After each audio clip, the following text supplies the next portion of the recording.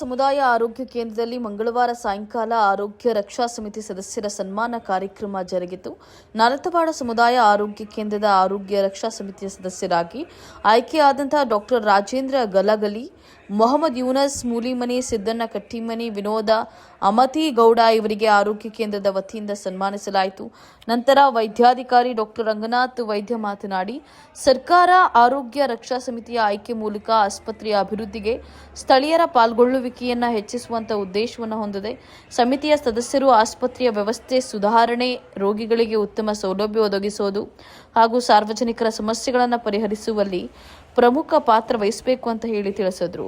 ಸಮಿತಿ ಸದಸ್ಯ ಸಿದ್ದಣ್ಣ ಕಟ್ಟಿಮನಿ ಮಾತನಾಡಿ, ಶಾಸಕರಾದಂಥ ಸಿಎಸ್ ನಾಡಗೌಡ ಅವರು ನಮಗೆ ನೀಡಿದ ಜವಾಬ್ದಾರಿಯನ್ನು ಸಮರ್ಥವಾಗಿ ನಿಭಾಯಿಸುತ್ತೇವೆ.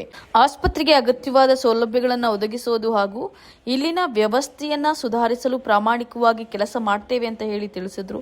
ಮತ್ತೊಬ್ಬ ಸಮಿತಿ ಸದಸ್ಯ ಡಾಕ್ಟರ್ ರಾಜೇಂದ್ರ ಗಲಗಲಿ ಮಾತನಾಡಿ, ನಾಲತವಾಡ ಸಮುದಾಯ ಆರೋಗ್ಯ ಕೇಂದ್ರಕ್ಕೆ ಬಂದಿರುವಂತಹ ವೈದ್ಯಾಧಿಕಾರಿ ಡಾಕ್ಟರ್ ರಂಗನಾಥ್ ವೈದ್ಯ ಅವರ ಸೇವೆ ಶ್ಲಾಘನೀಯವಾಗಿದೆ.